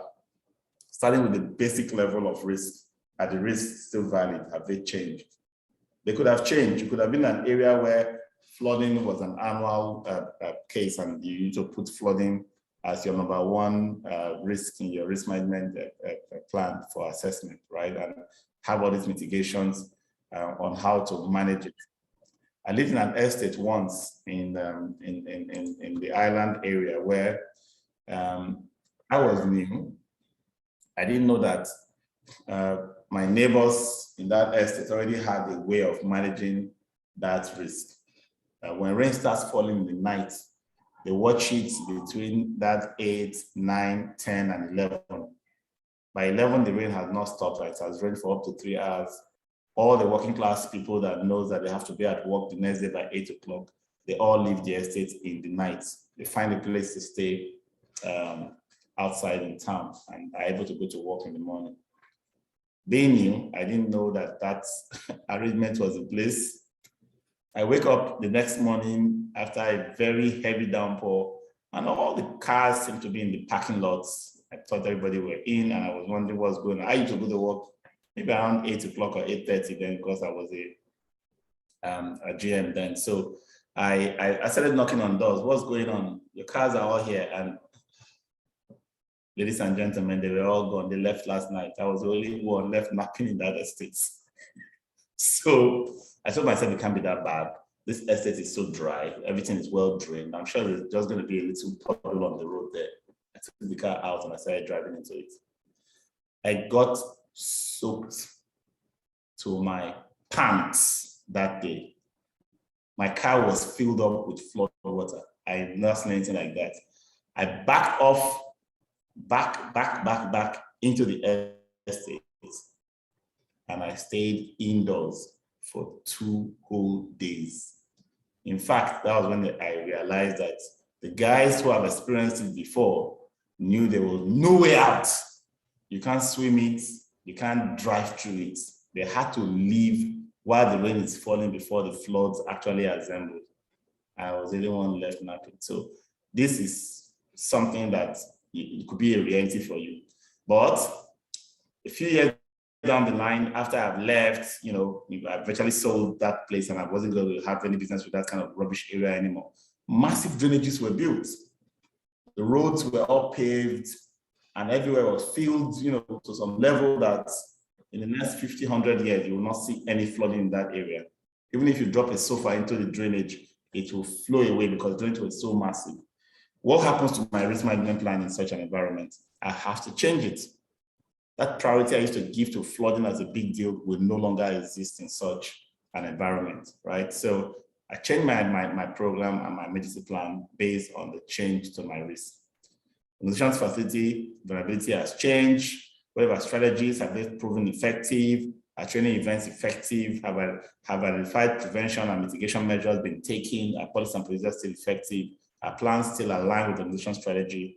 Have functions or processes changed? Just asking these questions will help me to, analyze my program on a yearly basis. So even if I have the plan now, every year I need to revisit it. And this is where, if you don't actually schedule a time when you do a review of your process and plans, you will miss out.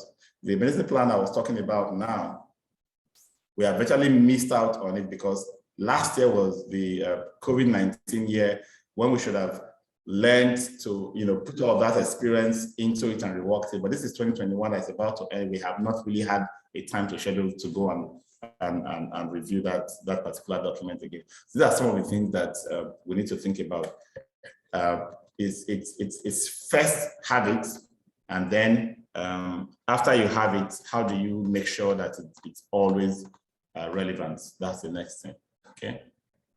All right, that's our lesson for today. Let's hear your questions and comments.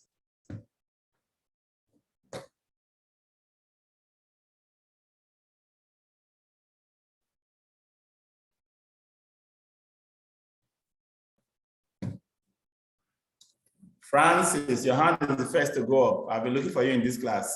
Good evening, sir. Good evening.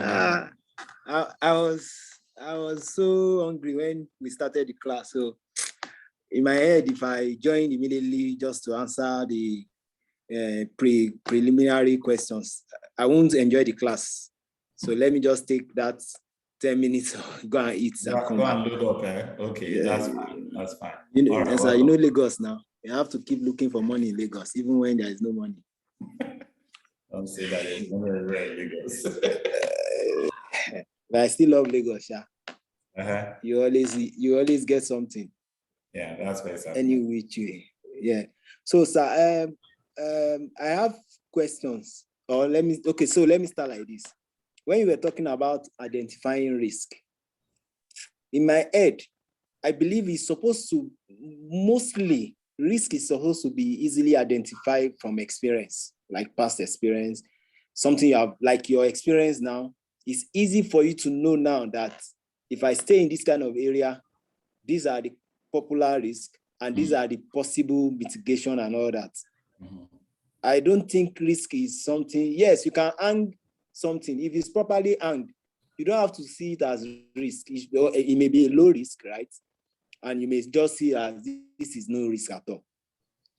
So I believe it's supposed to be from experience. Now, from experience, you will find that if you did not document lessons learned from your past experiences, and root cause analysis of your past experiences, you will still struggle to identify risk.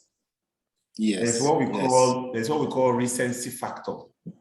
The events of the last few months will be in your mind. The events that you went through 2 years, 3 years, 5 years ago, you will forget. Yes. Except an event that actually gave you a very big permanent mark, like a cut, that you'll be seeing their cuts every day. There's this one I have in my little finger.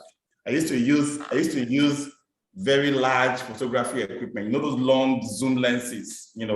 I was a photographer growing up, and then on one occasion, while I was practicing my professional photography, trying to get to the right level for the perfect frame, and going backwards and using my zoom, I tripped and I fell.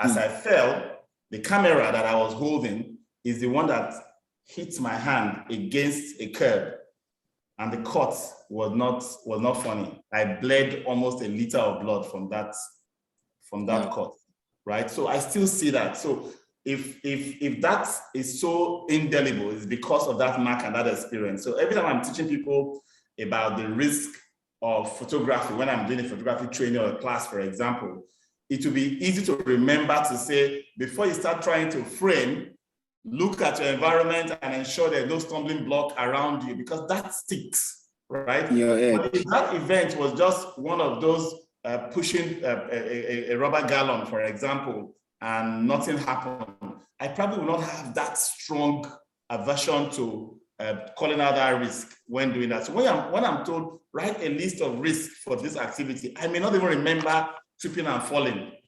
So that's the problem. Yeah. That's the problem. So there must be documentation from your past that will give you insights and quick remembrance. If you're not having documentation, especially incidents reporting form and root cause analysis to analyze and deal with those incidents, you will forget. And so, then we may end up with very few risks instead of a very massive number, because you need to have a very massive number to be sure that you have covered the length and breadth of the risk that are possible. Okay, so my second question is for the scale level of risk. Is there a standard for it, or you should just use 1 to 10 or level 1 to 100? Scale, consistent. Okay, yeah, the scale should be consistent for all. Okay, right. So if I'm using a 1 to 7, 1 to 5, 1 to 3, 1 to 10, I'll use it for probability. I'll use it for severity. I'll use it for speed of onset. I'll use it for existing mitigation. Right. So I will ensure that I use the same scale throughout. You choose. Okay. Yeah. Okay. Then my last question, but before I ask, I want to ask for your advice on one. You may answer it probably after everybody has finished their question. There is a project that I'm involving myself with. I'm trying to do, they are just starting, we are doing pilot right now. I'm trying to do my, of course, operational readiness, because I'm planning to manage it. Mm-hmm. So it's three floors. Each duplex, they have 2 floors, then with a penthouse. Now, the plan of the developer is to give the penthouse lift. It's the 3rd floor. Yeah. I don't know if there is a regulation that says you must, I think it's the 3rd floor or 4th floor that you must put a lift in a building. I'm not sure if it's 3rd or 4th. If you get to 3rd or 4th, I'm sure there is a regulation, like I've heard it before. I think the regulation is after 3 floors: ground floor, 1st floor, 2nd floor. Yeah. Right?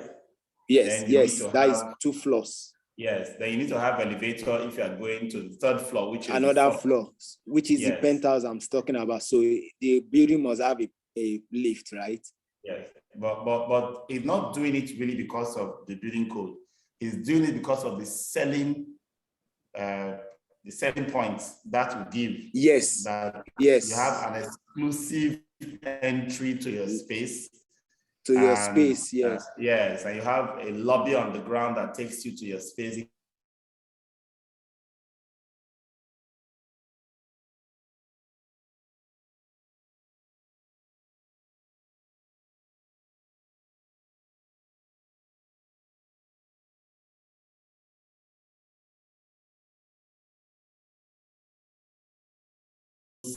Environment where they are not sharing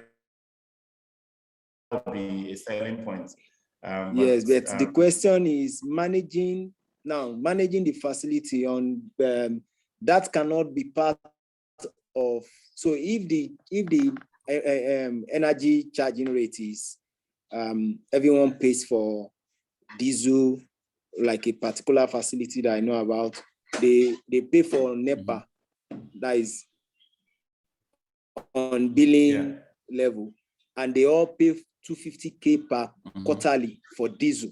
So of course they show you the rate you use, and they probably return some money to you back when you don't use much. So but in this case, that means there are 12 the apartments in that compound, this new one. It means that the penthouse will be only the person maintaining that lift. Yes, definitely. It can't be in a general. That means I have to give his own budget separately. Yes, definitely. Whoever wants to take that penthouse must be ready for that whole cost.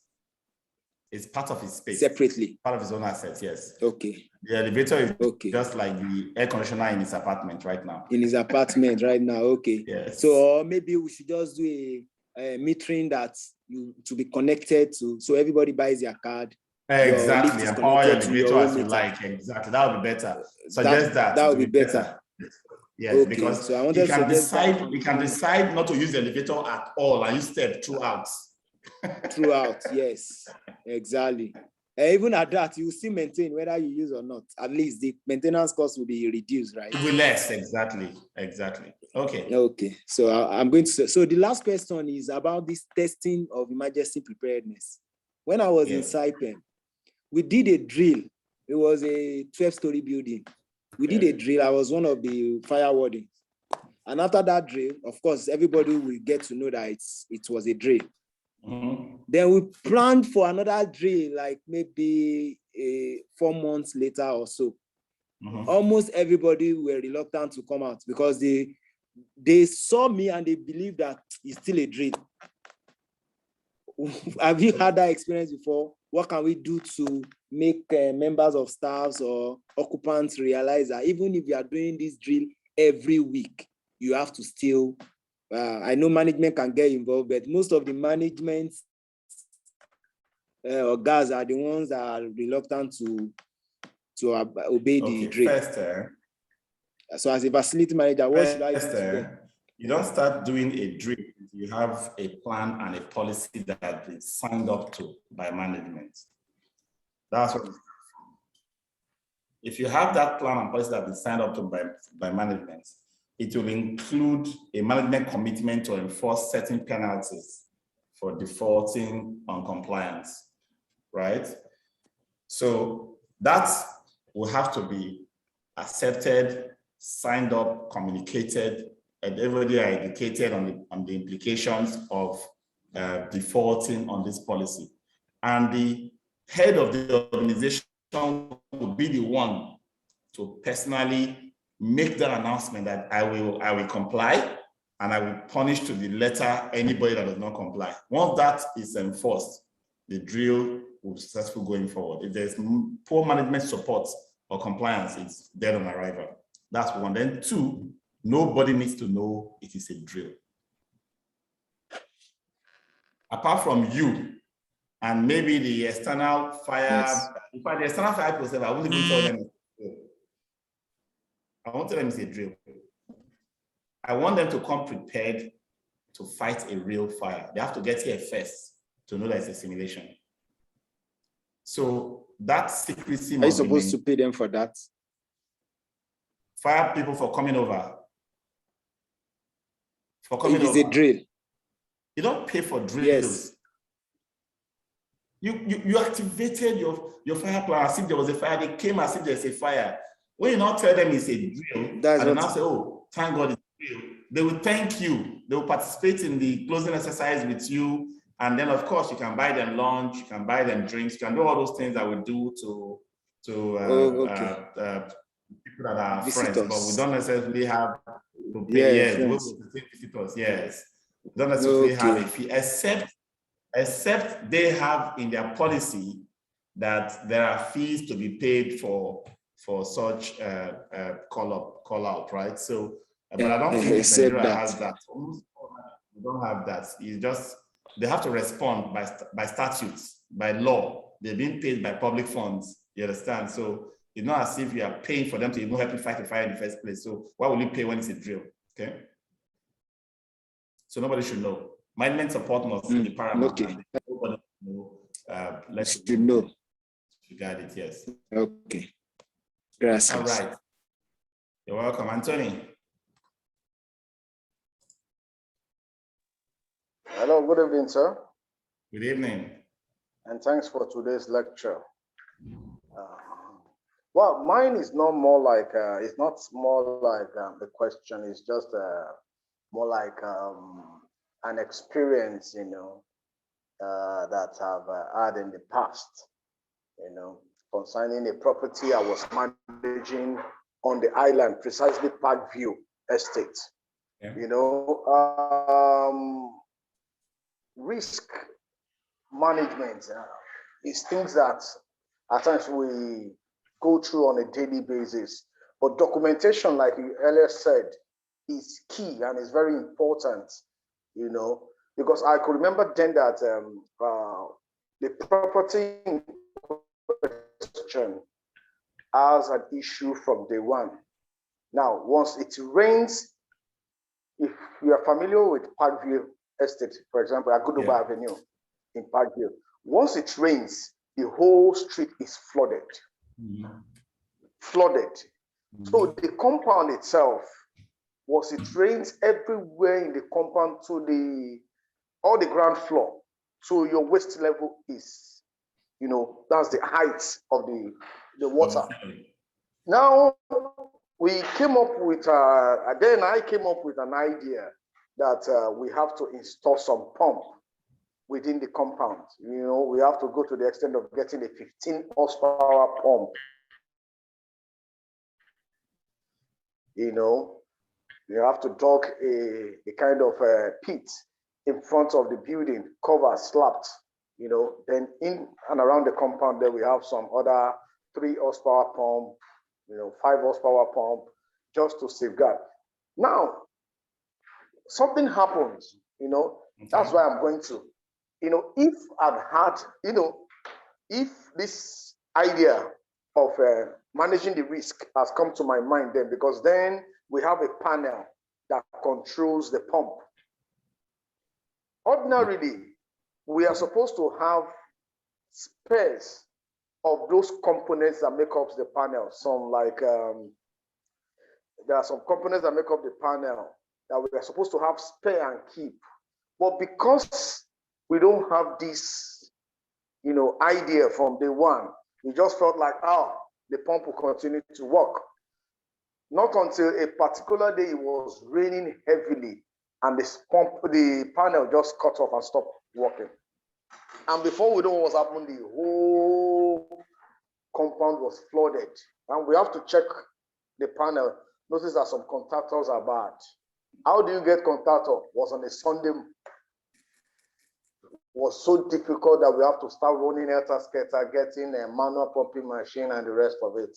Yeah. But with this, it's more like an eye-opener that, look, you can foresee, I say, look, there is every possibility something can go wrong. But once you have all these, components that make up the panel as spare that you keep, at the end of the day, if anything goes wrong, you can easily go there and do the needful immediately and everything. This course is more like a very good one and a eye-opener more, to make sure that you plan ahead. Very good. Thank you very much, sir. I really appreciate it. Good one, Anthony. Tafik. Yeah, good evening, sir. Good evening. Yeah, I joined the class lately, but I've gone through the material before today. So please, the slide 7, which is FM rules, can you please just brief it? I didn't get that. You want me to turn more lights into that slide, right? Yeah, yes, sir. Yes, sir. Exactly. What that slide is basically saying, your role as a facility manager when it comes to business preparedness and business continuity is not, it has to be matching to the level of your organization in this area. There are organizations that don't have processes on how things are done. They don't have any strategy. As an FM, you cannot begin to talk about emergency preparedness when you don't have a normal set of process for doing things. I told you that emergency is about dealing with the abnormal. You already have the normal in control. You are doing this at a higher level to deal with the abnormal should it rear its ugly head, right? So if the organization does not have a way things should be done, everything is being done in a haphazard manner, your job as an FM in such an organization will be basically to maintain compliance, make sure that you are in compliance to the building codes and building regulations. When the organization is not developing on that path to that point where everything is structured, there's a way things are done, everybody's processes are in place, there are documentation, there are templates for doing all kinds of things, then you contribute the FM processes into that, so that when they are doing emergency preparedness and business continuity, they now see how FM contributes into the bigger picture. So you can't really start from emergency preparedness until you are ready for it. That's the point of that FM rule. Okay, so I really get it now. Attitude towards work. All right, Daniel. Okay, good evening, sir. Good evening. Hold on. Well, I just wanted to make an observation, not entirely related to the course we've done today. Okay. But in making comments, in just buttressing the point of the previous caller, one of the reasons why, for persons like me who have actually taken part in this course, is because, like it's actually insinuated in one of your flowers, it's actually a practical course, in the sense that in spite of all that you know or that all you have experienced over the years, the whole entire course is just programmed in such a way that it's just like a refresher for you. So that there are lots of things that perhaps have skipped your mind, perhaps you have entered one dark area in your head. But with all these courses that we've gone through, you begin to see meaning to some of those things, begin to get eye opened up on some things that you actually had neglected, and then you also begin to also look forward to maybe activating or reenacting some of these things in times when the times come. So for me, that's just one best selling point of this whole program for me. Then on the other hand, which as regards to business continuity and emergency preparedness, the one problem we face on this side of the world is that for so many of our stakeholders and company owners, they want to actually begin to put value to money when it comes to anything. For instance, the example that the man gave about dislodging or the watering. Yeah. In some places, you might want to tell them that I've looked at this terrain. From my experience, with this flooding, we should get this panel of pump. Yeah. And also get a manual pump in case it fails. Somebody in the admin will look at you and say, "Are you crazy? We have not even considered putting the pump yet. You're even talking about buying a manual one. Do you think we have money to spend?" But on days when the flooding comes and everybody's car is, you see everybody begins to say, but this guy will talk this thing before. But that is when now everybody begins to say, okay, there's a possibility we will just buy that dewatering pump and keep. Perhaps if it happens again, then we'll consider buying the other big one. So what I'm saying in effect is that the problem we have is being able to convince. Okay, let me even give you an example. I have a colleague in the office. She's an electrical guy. This afternoon we were doing arguments on our company and how we program our. I was telling him that there is a need for us to bring in an FM from the design all through the process to when we hand over operational readiness and things like that, just like we were just doing. And it was like, why? It's not necessary. If you put what is the work of the project manager? What is the work of the consultant? If the consultant doesn't, I said, the consultant and project manager will only give you inputs on what they know. What they do not know, they cannot tell you anything. You that you're an FM, out of experience, your experience, you can coach them or direct them, or even advise the owner of the property. And he was like, well, it's not necessary. So this is my colleague. Then imagine how your owner will be thinking. The company owner will be like, this guy is forming to know things like that. So those are the kind of things I think. But then, for the knowledge aspect of it, it's good that we know it. When the time comes and we're able to convince or have time to argue about it and say, let's put this whole thing in process or in. You might find out among the management people, somebody has a buy-in. You have a buy-in of somebody who pushes your policies and their things to work. So then sorry, sir.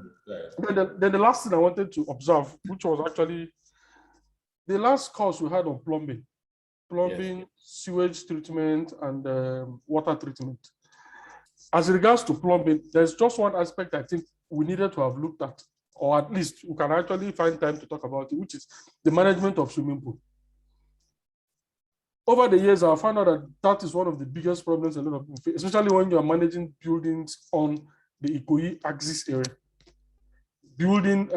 Managing of swimming pools and contractors having their way of their shenanigans and things like that. maybe in terms of leakages in pool, in terms of pipes that are something like that. I just feel perhaps you should try and I think we have swimming pool in one other course. You encounter swimming pool somewhere where we have other FM services, where we have gym, we have swimming pool, we have what else do we have in that particular? You encounter swimming pool in this program. I didn't see it in the list of the programs. That's why I was. It's not a standalone. It's in other FM services. Yes. Okay. There's a class like that. It's all right. It's all right. Hold on, sir. But I think it makes sense to move it into the water area, water treatment, water bins and pool. Yeah, I think it makes sense to add that in. Thank you for that feedback. All right, sir. Who's in the class amongst the admin? Emmanuel, please make note of that. Okay, sir. Make note of that so that we can do a revision of the content to move swimming pool into plumbing, yeah? All right, sir. Thanks. All right, Vianna, let's hear from you. Thank you, sir. All right, so for business continuity and the risk assessment part of it, one thing that has come striking is that you cannot know it all. Yeah. So like what we try to imbibe is when we want to do this kind of activity, we will constitute a committee, a brainstorming committee. And we try to draw from the experiences of a wide variety of persons. Very good. And sometimes you'll be shocked that the people that will give some of the best contributions are people you do not expect that will be able to offer something tangible. That's true. It is important to get people engaged, get people involved. Fantastic. Then also for just to share my experience for drills, I think sometimes, like you rightly said, the company culture to a large extent will influence how people handle certain things. We have come from that reactive culture in my organization to a proactive culture. The last drill we did a few months ago, the turnout was quite impressive. Even if we have been having it on a regular basis, but the turnout was, because part of what we did, there's disciplinary measure. If you are caught where you are not supposed to be at the muster point during a drill, you'll be sanctioned. There will be disciplinary measure depending on the degree of management. Yes. So people take it seriously. Then we have gotten to an extent where coming to meetings late is like a capital offense. So with this kind of culture, you can see that people are conforming to a large extent. So getting management buy-in, and sometimes even as much as we reward people too, we should punish when there's need for punishment. Exactly. That's good. Thank you so much. And finally, I just say we learn, but it's in the doing that we have applied, right? So learning is not complete until you have applied. When you don't get support from management to implement what you've been taught, you may feel, a sense of setback. But the way I've always taught this is enjoy implementation of two strategies: analysis. Don't say I feel, or this is how it should be done, this is how we're taught. No, do analysis. Use data from your past.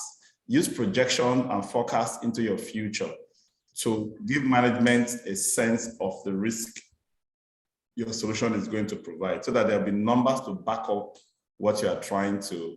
If you use objective numbers that are verifiable, they will listen to a larger extent. And then the second is use leadership. Leadership means that, one, they can trust you, integrity. Two, they can feel that you are credible. From your antecedents, you've not led them astray before. You've not been making mistakes in your conclusions and management decisions that have led to costs that led to loss in the past. If you have credibility in terms of professional credibility, ability to get things done, management trusts you on that level and trusts you on integrity, that they not on that project where you want to save money or put money into your pocket, for example. And then they like you because as a person, you are a good person, you are likable, right? They will most likely listen to you if your analysis is correct. So it's both. You cannot say, I've done a watertight analysis, I've presented all the numbers, and then they should approve it. No, they must also like you and trust you to be able to say, okay, let's trust these numbers. Let's listen to his analysis and take what he's saying correctly, okay? All right, on that note, I'd say, that, oh, Tom, I thought I saw Tom's hand. Are you still there? No, there's a question in the chat. There's a question in the chat. Chat. How do I get to the chat? Let me see. In the case of a planned drill, is it advisable to pre-inform people with disability or not? No, you don't inform anybody. You just make sure that disabled people have enough support. For example, you don't put disabled people on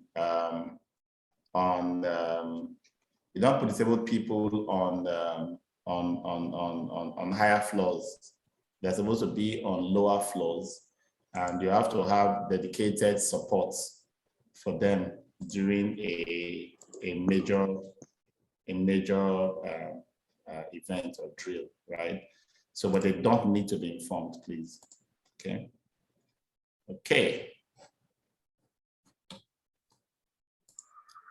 So thank you so much. Have a nice evening. See you again on Saturday. Bye-bye.